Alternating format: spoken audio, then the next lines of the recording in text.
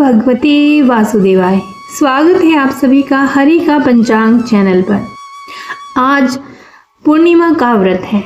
आज के दिन श्री सत्यनारायण कथा अवश्य ही सुननी चाहिए। इससे कई करोड़ यज्ञों के समान फल प्राप्त होता है। शास्त्रों के अनुसार ऐसा माना गया है कि इस कथा को सुनने वाला व्यक्ति अगर व्रत रखता है तो उसके जीवन के दुखों को श्री हरि विष्णु खुद ही हर लेते हैं। स्कंद पुराण के अनुसार भगवान सत्यनारायण श्री हरि विष्णु का ही दूसरा रूप है। इस कथा की महिमा को भगवान सत्यनारायण ने अपने मुख से देव ऋषि नारद को बताया है। पूर्णिमा के इस दिन इस कथा को सुनने का बहुत महत्व है। कलयुग में इस व्रत कथा को सुनना बहुत ही पुण्यशाली माना गया है। जो लोग पूर्णिमा के दिन कथा नहीं सुन पाते हैं वे कम से कम भगवान सत्यनारायण का मन में ध्यान कर लें। इससे भी लाभ होता है। पुराणों में ऐसा भी बताया गया है कि जिस स्थान पर श्री सत्यनारायण भगवान की पूजा होती है वहाँ गौरी, गणेश, नवग्रह और समस्त दिक्पाल आ जाते हैं। केले के पेड़ के नीचे अथवा घर के ब्रह्म स्थान पर पूजा करना उत्तम फल देता है। भोग में पंजीरी, पंचामृत, केला और तुलसी दल विशेष रूप से शामिल हैं। सिर्फ पूर्णिमा को ही नहीं, परिस्थितियों के अनुसार किसी भी दिन कथा सुन सकते हैं। बृहस्पतिवार को कथा सुनना लाभकारी होता है। भगवान तो बस भाव के भूखे हैं। मन में उनके प्रति अगर सच्चा प्रेम है तो कोई भी दिन हो प्रभु की कृपा बरसती रहेगी। इस कथा के प्रभाव से खुशहाल जीवन, दाम्पत्य सुख, मन चाहे वर वधु, संतान, स्वास्थ्य जैसी सभी मनोकामनाओं की पूर्ति होती है। यदि पैसों से जुड़ी कोई समस्या है तो ये कथा किसी संजीवनी से कम नहीं है। तो जब भी मौका मिले भगवान की कथा सुने और सुनाएं। तो आइए पूरी श्रद्धा और प्रसन्नचित्त मन से आरंभ करते हैं श्री सत्यनारायण व्रत कथा को। पहले संदर्भ सुन लेते हैं। ओम गणेशाय नमः। पुरातन काल में शौनक आदि ऋषि नैमिषारण्य स्थित महर्षि सूत के आश्रम पर पहुंचे। ऋषिगण महर्षि सूत से प्रश्न करते हैं कि लौकिक कष्ट मुक्ति, सांसारिक सुख समृद्धि और पारलौकिक लक्ष्य की सिद्धि के लिए सरल उपाय क्या है। महर्षि सूत शौनक आदि ऋषियों को बताते हैं कि ऐसा ही प्रश्न नारद जी ने भगवान विष्णु से किया था। भगवान विष्णु ने नारद जी को बताया कि लौकिक क्लेश मुक्ति, सांसारिक सुख समृद्धि और पारलौकिक लक्ष्य सिद्धि के लिए एक ही राजमार्ग है, वह है सत्यनारायण व्रत। सत्यनारायण का अर्थ है सत्याचरण, सत्यग्रह, सत्यनिष्ठा। संसार में सुख समृद्धि की प्राप्ति सत्य आचरण द्वारा ही संभव है। सत्य ही ईश्वर है। सत्य आचरण का अर्थ है ईश्वर की आराधना, भगवत पूजा। श्री स्कंद पुराण के अंतर्गत रेवा खंड में श्री सत्यनारायण व्रत कथा का पहला अध्याय एक समय की बात है। नैमिषारण्य तीर्थ में शौनक आदि 88,000 ऋषियों ने श्री सूत जी से पूछा कि हे प्रभु, इस कलयुग में वेद विद्या रहित मनुष्यों को प्रभु भक्ति किस प्रकार मिल सकती है और उनका उद्धार कैसे होगा। हे मुनि श्रेष्ठ, कोई ऐसा तप बताइए जिससे थोड़े समय में ही पुण्य मिले और मनोवांछित फल भी मिल जाए। इस प्रकार की कथा सुनने की हम इच्छा रखते हैं। सर्वशास्त्रों के ज्ञाता श्री सूत जी बोले, हे वैष्णवों में पूज्य, आप सभी ने प्राणियों के हित की बात पूछी है, इसीलिए मैं एक श्रेष्ठ व्रत को आप लोगों को बताऊंगा जिसे नारद जी ने लक्ष्मी नारायण जी से पूछा था और लक्ष्मीपति ने मुनि श्रेष्ठ नारद जी से कहा था। आप सब इसे ध्यान से सुनिए। एक समय की बात है, योगी राज नारद जी दूसरों के हित की इच्छा के लिए अनेकों लोकों में घूमते हुए मृत्युलोक में आ पहुंचे। यहाँ उन्होंने अनेक योनियों में जन्मे प्राय सभी मनुष्यों को अपने कर्मों द्वारा अनेक दुखों से पीड़ित देखा। उनका दुख देखकर नारद जी सोचने लगे कि कैसे यत्न किया जाए कि जिसके करने से निश्चित रूप से मानव के दुखों का अंत हो जाए। इसी विचार पर मनन करते हुए वह विष्णु लोक में गए। वहां वह देवों के ईश नारायण की स्तुति करने लगे, जिनके हाथों में शंख, चक्र, गदा और पद्म थे, गले में वरमाला पहने हुए थे। स्तुति करते हुए नारद जी बोले, हे भगवान, आप अत्यंत शक्ति से संपन्न हैं। मन तथा वाणी भी आपको नहीं पा सकती है। आपका आदि, मध्य तथा अंत नहीं है। निर्गुण स्वरूप सृष्टि के कारण भक्तों को दुख दूर करने वाले हैं। आपको मेरा नमस्कार है। नारद जी की स्तुति सुनकर विष्णु भगवान बोले, हे मुनि श्रेष्ठ, आपके मन में क्या बात है? आप किस काम के लिए पधारे हैं, उसे निसंकोच कहो। इस पर नारद मुनि बोले कि मृत्युलोक में अनेक योनियों में जन्मे मनुष्य अपने कर्मों के द्वारा अनेकों दुख से दुखी हो रहे हैं। हे नाथ, आप मुझ पर दया रखते हैं तो बताइए कि वो मनुष्य थोड़े प्रयास से ही अपने दुखों से कैसे छुटकारा पा सकते हैं। श्री हरि बोले, हे नारद, मनुष्यों की भलाई के लिए तुमने बहुत अच्छी बात पूछी है, जिसके करने से मनुष्य मोह से छूट जाता है। वह बात मैं कहता हूँ, उसे सुनो। स्वर्गलोक और मृत्युलोक दोनों में एक दुर्लभ उत्तम व्रत है जो पुण्य देने वाला है। आज प्रेमवश होकर मैं तुम्हें कहता हूँ। श्री सत्यनारायण भगवान का यह व्रत अच्छी तरह विधान पूर्वक करके मनुष्य तुरंत ही यहाँ सुख भोग कर मरने पर मोक्ष पाता है। श्री हरि के वचन सुनकर नारद जी बोले कि उस व्रत का फल क्या है और उसका विधान क्या है? यह व्रत किसने किया था? इस व्रत को किस दिन करना चाहिए? सभी कुछ विस्तार से बताइए। नारद जी की बात सुनकर श्री हरि बोले, दुख और शोक को दूर करने वाला, यह सभी स्थानों पर विजय दिलाने वाला है। मानव को भक्ति और श्रद्धा के साथ शाम को श्री सत्यनारायण की पूजा धर्म परायण होकर ब्राह्मणों और बंधुओं के साथ करनी चाहिए। भक्ति भाव से ही नैवेद्य केले का फल, घी, दूध और गेहूं का आटा सवाया ले। गेहूं के स्थान पर साठी का आटा, शक्कर और गुड़ लेकर और सभी भक्षण योग्य पदार्थों को मिलाकर भगवान को भोग लगाएं। ब्राह्मणों सहित बंधु बांधवों को भी भोजन कराएं। उसके बाद स्वयं भोजन करें। भजन कीर्तन के साथ भगवान की भक्ति में लीन हो जाएं। इस तरह से सत्यनारायण भगवान का यह व्रत करने पर मनुष्य की सारी इच्छाएं निश्चित रूप से पूरी होती हैं। इसी कलिकाल अर्थात कलयुग में मृत्युलोक में मोक्ष का यही एक सरल उपाय बताया गया है। बोलिए सत्यनारायण भगवान की जय।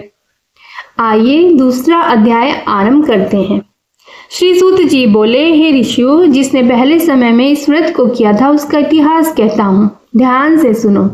सुंदर काशीपुरी नगरी में एक अत्यंत निर्धन ब्राह्मण रहता था। भूख प्यास से परेशान वह धरती पर घूमता रहता था। ब्राह्मणों से प्रेम करने वाले भगवान ने एक दिन ब्राह्मण का वेश धारण करके उसके पास जाकर पूछा, हे विप्र, नित्य दुखी होकर तुम पृथ्वी पर क्यों घूमते हो? दीन ब्राह्मण बोला, मैं निर्धन ब्राह्मण हूँ, भिक्षा के लिए धरती पर घूमता हूँ। हे भगवान, यदि आप इसका कोई उपाय जानते हैं तो बताइए। वृद्ध ब्राह्मण कहता है कि सत्यनारायण भगवान मनोवांछित फल देने वाले हैं, इसीलिए तुम उनका पूजन करो। इसे करने से मनुष्य सभी दुखों से मुक्त हो जाता है। वृद्ध ब्राह्मण बनकर आए सत्यनारायण भगवान उस निर्धन ब्राह्मण को व्रत का सारा विधान बताकर अंतर्ध्यान हो गए। ब्राह्मण मन ही मन सोचने लगा कि जिस व्रत को वृद्ध ब्राह्मण करने को कहे गए हैं मैं उसे जरूर करूंगा। यह निश्चय करने के बाद उसे रात में नींद नहीं आई। वह सवेरे उठकर सत्यनारायण भगवान के व्रत का निश्चय करके भिक्षा के लिए चला गया। उस दिन निर्धन ब्राह्मण को भिक्षा में बहुत धन मिला, जिससे उसने बंधु बांधवों के साथ मिलकर श्री सत्यनारायण भगवान का व्रत संपन्न किया। भगवान सत्यनारायण का व्रत संपन्न करने के बाद वह निर्धन ब्राह्मण सभी दुखों से छूट गया और अनेक प्रकार की संपत्तियों से युक्त हो गया। उसी समय से यह ब्राह्मण हर माह इस व्रत को करने लगा। इस तरह से सत्यनारायण भगवान के व्रत को जो मनुष्य करेगा वह सभी प्रकार के पापों से छूटकर मोक्ष को प्राप्त करेगा। जो मनुष्य इस व्रत को करेगा वह भी सभी दुखों से मुक्त हो जाएगा। श्री सूत जी बोले कि इस तरह से नारद जी से नारायण जी का कहा हुआ श्री सत्यनारायण का व्रत मैंने तुमसे कहा। हे विप्रो, मैं अब और क्या कहूँ? ऋषि बोले, हे मुनिवर, संसार में उस विप्र से सुनकर और किसने इस व्रत को किया? हम सब इस बात को सुनना चाहते हैं। इसके लिए हमारे मन में श्रद्धा का भाव है। श्री सूत जी बोले, हे मुनियों, जिसने इस व्रत को किया है वह सब सुनो।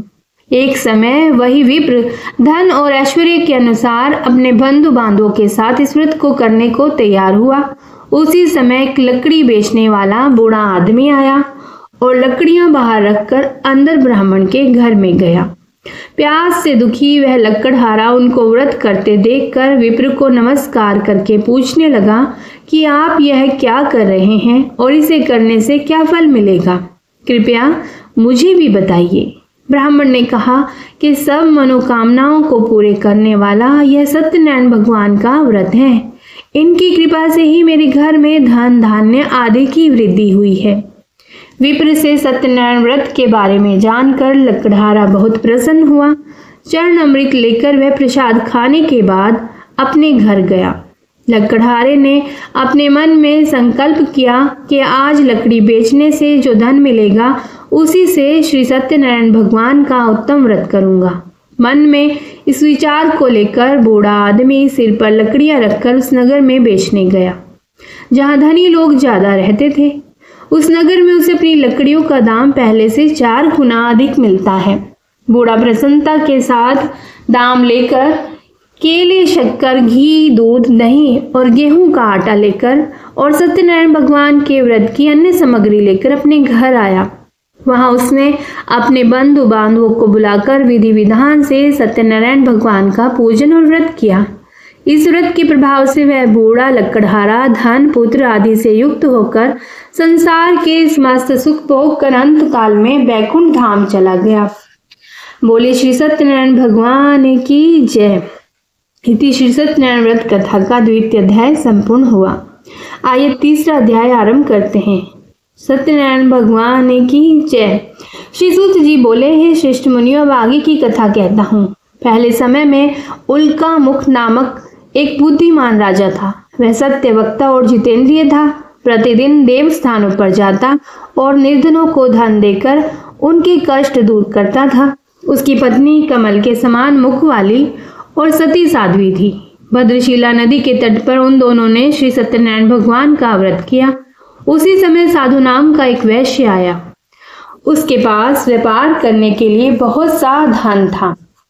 राजा को व्रत करते देखकर वह विनय के साथ पूछने लगा, हे राजन, भक्ति भाव से पूर्ण होकर आप यह क्या कर रहे हैं? मैं सुनने की इच्छा रखता हूँ, तो आप मुझे बताइए। राजा बोला, हे साधु, अपने बंधु बांधवों के साथ पुत्र आदि की प्राप्ति के लिए एक महाशक्तिमान श्री सत्यनारायण भगवान का व्रत और पूजन कर रहा हूँ। राजा के वचन सुनकर साधु आदर से बोला, हे राजन, मुझे इस व्रत का सारा विधान कहिए। आपके कथन अनुसार मैं इस व्रत को करूंगा। मेरी भी संतान नहीं है और इस व्रत को करने से निश्चित रूप से मुझे संतान की प्राप्ति होगी। राजा से व्रत का सारा विधान सुन व्यापार से निवृत्त हो वह अपने घर गया। साधु वैश्य ने अपनी पत्नी को संतान देने वाले इस व्रत का वर्णन कह सुनाया और कहा कि जब मेरी संतान होगी तब मैं इस व्रत को करूंगा। साधु ने इस तरह के वचन अपनी पत्नी लीलावती से कहे। एक दिन लीलावती पति के साथ आनंदित होकर सांसारिक संसार में धर्म में प्रवृत्त होकर सत्यनारायण भगवान की कृपा से गर्भवती हो गई। 10वें महीने में उसकी गर्भ से एक सुंदर कन्या ने जन्म लिया। दिनों दिन वह ऐसे बढ़ने लगी जैसे कि शुक्ल पक्ष का चंद्रमा बढ़ता है। माता पिता ने अपनी कन्या का नाम कलावती रखा। एक दिन लीलावती ने मीठे शब्दों में अपने पति को याद दिलाया कि आपने सत्यनारायण भगवान के जिस व्रत को करने का संकल्प किया था उसे करने का समय आ गया है। आप इस व्रत को करिए। साधु बोला कि हे प्रिय, इस व्रत को मैं उसके विवाह पर करूंगा। इस प्रकार अपनी पत्नी को आश्वासन देकर वह नगर को चला गया। कलावती पिता के घर में रहकर वृद्धि को प्राप्त हुई। साधु ने एक बार नगर में अपनी कन्या को सखियों के साथ देखा तो तुरंत ही दूत को बुलाया और कहा कि मेरी कन्या के योग्य वर देख कर आओ। साधु की बात सुनकर दूत कंचन नगर में पहुंचा और वहां देखभाल कर लड़की के लिए सुयोग्य वाणिक पुत्र को लेकर आया। सुयोग्य लड़के को देखकर साधु ने बंधु बांधवों को बुलाकर अपनी पुत्री का विवाह कर दिया। लेकिन दुर्भाग्य की बात यह है कि साधु ने अभी भी श्री सत्यनारायण भगवान का व्रत नहीं किया। इस पर श्री भगवान क्रोधित हो गए और श्राप दिया कि साधु को अत्यधिक दुख मिले। अपने कार्य में कुशल साधु बनिया जमाई को लेकर समुद्र के पास स्थित होकर रतनसादपुर नगर में गया। वहां जाकर दामाद ससुर दोनों मिलकर चंद्रकेतु राजा के नगर में व्यापार करने लगे। एक दिन भगवान सत्यनारायण की माया से एक चोर राजा का धन चुराकर भाग रहा था। उसने राजा के सिपाहियों को अपना पीछा करते देख चुराया हुआ धन वहां रख दिया जहां साधु अपनी जमाई के साथ ठहरा हुआ था। राजा के सिपाहियों ने साधु वैश्य के पास राजा का धन पड़ा हुआ देखा तो वह ससुर जमाई दोनों को बांधकर प्रसन्नता से राजा के पास ले गए और कहा कि उन दोनों चोरों को हम पकड़ लाए हैं, आप आगे की कार्यवाही की आज्ञा दें। राजा की आज्ञा से उन दोनों को कठिन कारावास में डाल दिया और उनका सारा धन भी उनसे छीन लिया गया। श्री सत्यनारायण भगवान से श्राप से साधु की पत्नी भी बहुत दुखी हुई। घर में जो भी धन रखा था उसे चोर चुरा कर ले गए। शारीरिक और मानसिक पीड़ा और भूख प्यास से अति दुखी हो अन्न की चिंता में कलावती किसी ब्राह्मण के घर गई। वहां उसने श्री सत्यनारायण भगवान का व्रत होते देखा, फिर कथा भी सुनी। वह प्रसाद ग्रहण कर रात को घर वापस आई।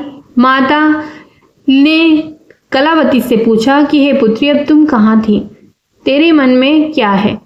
कलावती ने अपनी माता से कहा, हे माता, मैंने एक ब्राह्मण के घर में श्री सत्यनारायण भगवान का व्रत देखा है। कन्या के वचन सुनकर लीलावती भगवान के पूजन की तैयारी करने लगी। लीलावती ने पारिवारिक बंधुओं सहित सत्यनारायण भगवान का पूजन किया और उनसे वर मांगा कि मेरे पति और जमाई शीघ्र ही घर पर आ जाएं। साथ ही यह भी प्रार्थना की कि हम सब का अपराध क्षमा करें। श्री सत्यनारायण भगवान इस व्रत से संतुष्ट हो गए और राजा चंद्रकेतु को सपने में दर्शन देकर कहा कि हे राजन, तुम उन दोनों वैश्यों को छोड़ दो। तुमने उनका जो भी धन लिया है उसे वापस कर दो। अगर ऐसा नहीं किया तो मैं तुम्हारा धन, राज्य और संतान सभी को नष्ट कर दूंगा। राजा को यह सब कहकर वह अंतर ध्यान हो गए। प्रातःकाल सभा में राजा ने अपना सपना सुनाया और फिर बोले कि वाणिक पुत्रों को कैद से मुक्त कर सभा में लाओ। दोनों ने आते ही राजा को प्रणाम किया। राजा मीठी वाणी में बोला, हे महानुभाव, भाग्यवश ऐसा कठिन दुख तुम्हें प्राप्त हुआ है, लेकिन अब तुम्हें कोई भय नहीं है। ऐसा कहकर राजा ने उन दोनों को नए वस्त्र आभूषण भी पहनाए और जितना धन उनका लिया था उससे दुगना धन वापस कर दिया। दोनों वैश्य अपने घर को चल दिए। इति श्री सत्यनारायण भगवान व्रत कथा का 3 अध्याय संपूर्ण। बोलिए श्री सत्यनारायण भगवान की जय। आइए 4 अध्याय आरंभ करते हैं। श्री सूत जी बोले, वैश्य ने मंगलाचार कर अपनी यात्रा आरंभ की और अपने नगर की ओर चल दिए। उनके थोड़ी दूर जाने पर एक दंडी वेशधारी श्री सत्यनारायण ने उनसे पूछा, हे साधु, तेरी नाव में क्या है? अभिवाणी वणिक हंसता हुआ बोला, हे दंडी, आप क्यों पूछते हो? क्या धन लेने की इच्छा है? मेरी नाव में तो बेल और पत्ते भरे हुए हैं। वैश्य के कठोर वचन सुनकर भगवान बोले, तुम्हारा वचन सत्य हो। दंडी ऐसे वचन कहकर वहां से दूर चले गए। कुछ दूर जाकर समुद्र के किनारे बैठ गए। दंडी के जाने के बाद साधु वैश्य ने नित्य क्रिया के पश्चात नाव को ऊंची उठते देखकर अचंभा माना और नाव में बेलपत्ते आदि देखकर वह मूर्छित होकर जमीन पर गिर पड़ा। मूर्छा खुलने पर वह अत्यंत शोक में डूब गया। तब उसका दामाद बोला कि आप शोक न मनाएं, यह दंडी का ही श्राप है, इसीलिए हमें उनकी शरण में जाना चाहिए, तभी हमारी मनोकामना पूर्ण होगी।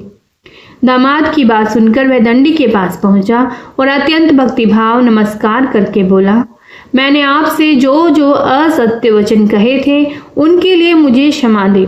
ऐसा कहकर महान शोकातुर होकर रोने लगा। तब दंडी भगवान बोले, हे वणिक पुत्र, मेरी आज्ञा से बार बार तुम्हें दुख प्राप्त हुआ है, तू मेरी पूजा से विमुख हुआ। साधु बोला, हे भगवान, आपकी माया से ब्रह्मा आदि देवता भी आपके रूप को नहीं जानते, तब मैं अज्ञानी कैसे जान सकता हूँ? आप प्रसन्न होइए, अब मैं समर्थ के अनुसार आपकी पूजा करूंगा। मेरी रक्षा करो और पहले के समान नौका में धन भर दो। साधु वैश्य के भक्तिपूर्वक वचन सुनकर भगवान प्रसन्न हो गए और उसकी इच्छा के अनुसार वरदान देकर अंतर ध्यान हो गए। ससुर जमाई जब नाव पर आए तो नाव धन से भरी हुई थी। फिर वहीं अपने अन्य साथियों के साथ सत्यनारायण भगवान का पूजन कर अपने नगर को चल दिए। जब नगर के नजदीक पहुंचे तो दूत को घर पर खबर करने के लिए भेज दिया। दूत साधु की पत्नी को प्रणाम कर कहता है कि मालिक अपने दामाद सहित नगर के निकट आ गए हैं। दूत की बात सुनकर साधु की पत्नी लीलावती ने बड़े हर्ष के साथ सत्यनारायण भगवान का पूजन कर अपनी पुत्री कलावती से कहा कि मैं अपने पति के दर्शन को जाती हूँ, तू कार्य पूर्ण कर शीघ्र आ जाना। माता के ऐसे वचन सुनकर कलावती जल्दी में प्रसाद छोड़कर अपने पति के पास चली गई। प्रसाद की अवज्ञा के कारण श्री सत्यनारायण भगवान रुष्ट हो गए और नाव सहित उसके पति को पानी में डुबो दिया। कलावती अपने पति को वहां ना पाकर रोती हुई जमीन पर गिर गई। नौका को डूबा हुआ देखकर और कन्या को रोता हुआ देखकर साधु दुखी होकर बोला कि हे प्रभु, मुझसे तथा मेरे परिवार से जो भूल हुई है उसे क्षमा करें। साधु के दीन वचन सुनकर श्री सत्यनारायण भगवान प्रसन्न हो गए और आकाशवाणी हुई, हे साधु, तेरी कन्या मेरे प्रसाद को छोड़कर आई है, इसीलिए उसका पति अदृश्य हुआ है। यदि वह घर जाकर प्रसाद खाकर लौटती है तो इसे इसका पति अवश्य ही मिलेगा। ऐसी आकाशवाणी सुनकर कलावती घर पहुंचकर प्रसाद खाती है और फिर आकर अपने पति के दर्शन करती है। उसके बाद साधु अपने बंधु बांधवों सहित श्री सत्यनारायण भगवान का विधि विधान से पूजन करता है। इस लोक का सुख भोग वह अंत में स्वर्ग को जाता है। इति श्री सत्यनारायण भगवान व्रत कथा का 4th अध्याय संपूर्ण। तो बोलिए श्री सत्यनारायण भगवान की जय। 5वां अध्याय। श्री सूत जी बोले, हे ऋषियों, मैं एक और भी कथा सुनाता हूँ, उसे भी ध्यान पूर्वक सुनो। प्रजा पालन में लीन तुंगध्वज नाम का एक राजा था। उसने भी भगवान का प्रसाद त्याग कर बहुत ही दुख का कार्य किया। एक बार वन में जाकर वन्य पशुओं को मारकर वह बड़ के पेड़ के नीचे आया। वहां उसने ग्वालों को भक्ति भाव से अपने बंधु बांधवों सहित सत्यनारायण भगवान का पूजन करते देखा। अभिमानवश राजा ने उन्हें देखकर भी पूजा स्थान पर नहीं गया और ना ही उसने भगवान को नमस्कार किया। ग्वालों ने राजा को प्रसाद दिया, लेकिन उसने वह प्रसाद खाया नहीं और प्रसाद को वहीं छोड़कर वह अपने नगर को चला गया। जब वह नगर में पहुंचा तो वहां सब कुछ तहस नहस हुआ पाया, तो वह शीघ्र ही समझ गया कि यह सब भगवान ने ही किया है। वह दोबारा ग्वालों के पास पहुंचा और विधि पूर्वक पूजा करके प्रसाद खाया तो श्री सत्यनारायण भगवान की कृपा से सब कुछ पहले जैसा हो गया। दीर्घ काल तक सुख भोगने के बाद मरण उपरांत उसे स्वर्गलोक की प्राप्ति हुई। जो मनुष्य परम दुर्लभ इस व्रत को करेगा तो भगवान सत्यनारायण की अनुकंपा से उसे धन धान्य की प्राप्ति होगी। निर्धन धनी हो जाता है और भय मुक्त होकर जीवन जीता है। संतानहीन मनुष्य को संतान सुख मिलता है और सारे मनोरथ पूर्ण होने पर मानव अंतकाल में बैकुंठ धाम को जाता है। श्री सूत जी बोले, जिन्होंने पहले इस व्रत को किया है, अब उनके दूसरे जन्म की कथा कहता हूँ। वृद्ध शतानंद ब्राह्मण ने सुदामा का जन्म लेकर मोक्ष की प्राप्ति की। लकड़हारे ने अगले जन्म में निषाद बनकर मोक्ष प्राप्त किया। उल्कामुख नाम का राजा दशरथ होकर बैकुंठ को गए। साधु नाम के वैश्य ने मोरध्वज बनकर अपने पुत्र को आरे से चीरकर मोक्ष पाया। महाराज तुंगध्वज ने स्वयंभू होकर भगवान में भक्ति पूर्वक होकर कर्म कर मोक्ष पाया। इति श्री सत्यनारायण व्रत कथा का 5वां अध्याय संपूर्ण। तो बोलिए श्री सत्यनारायण भगवान की जय। कथा सुनने के बाद श्री सत्यनारायण जी की आरती करें और अंत में 3 बार प्रदक्षिणा करके आटे की पंजीरी में विविध फल और दही लस्सी का चरणामृत बनाकर सभी लोग प्रसाद स्वरूप बांटे और स्वयं भी ग्रहण करें। ओम जय लक्ष्मी रमणा स्वामी, जय लक्ष्मी रमणा सत्यनारायण स्वामी, जनपातक हरणा श्री जय लक्ष्मी रमणा। रतन जड़ित सिंहासन अद्भुत छवि राजे, प्रभु अद्भुत छवि राजे। नारद करत निराजन, नारद करत निराजन, घंटा ध्वनि बाजे श्री जय लक्ष्मी रमणा।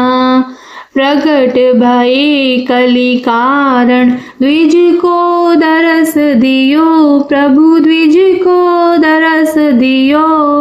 बूढ़ो ब्राह्मण बन कर, बूढ़ो ब्राह्मण बन कर कंचन महल कियो, श्री जय लक्ष्मी रमणा। दुर्बल भील कठारो जिन पर कृपा करी, प्रभु जिन पर कृपा करी। चंद्रचूड़ एक राजा, चंद्रचूड़ एक राजा, तिनकी विपद हरी, श्री जय लक्ष्मी रमणा। वैश्य मनोरथ पायो, श्रद्धा तज दीनी, प्रभु श्रद्धा तज दीनी। सो फल भोग्यो प्रभु जी, सो फल भोग्यो प्रभु जी, फिर स्तुति कीनी, श्री जय लक्ष्मी रमणा। भाव भक्ति के कारण छिन छिन रूप धर्यो, प्रभु छिन छिन रूप धर्यो। श्रद्धा धारण कीनी, श्रद्धा धारण कीनी, तिनको काज सर्यो, श्री जय लक्ष्मी रमणा। ग्वाल बाल संग राजा वन में भक्ति करी, प्रभु वन में भक्ति करी।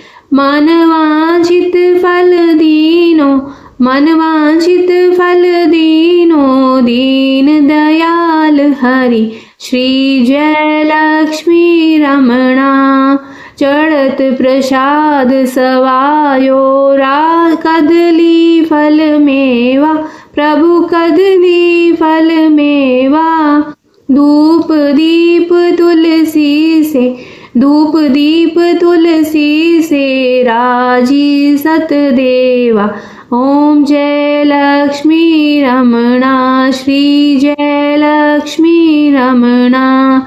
सत्यनारायण जी की आरती जो कोई नर गावे, प्रभु प्रेम सहित गावे। तन मन सुख संपत्ति, तन मन सुख संपत्ति, मन वांछित फल पावे, श्री जय लक्ष्मी रमणा, श्री जय लक्ष्मी रमणा। स्वामी जय लक्ष्मी रमणा। सत्यनारायण स्वामी, सत्यनारायण स्वामी, जन पातक हरणा, श्री जय लक्ष्मी रमणा। बोलिए लक्ष्मीपति नारायण भगवान की जय। सत्यनारायण व्रत का अनुष्ठान करके मनुष्य सभी दुखों से मुक्त हो जाता है। कलिकाल में सत्य की पूजा विशेष रूप से फलदायी होती है। सत्य के अनेक नाम हैं, यथा सत्यनारायण, सत्यदेव। सनातन सत्य रूपी विष्णु भगवान कलयुग में अनेक रूप धारण करके लोगों को मनवांछित फल देंगे। ओम नमो नारायणे।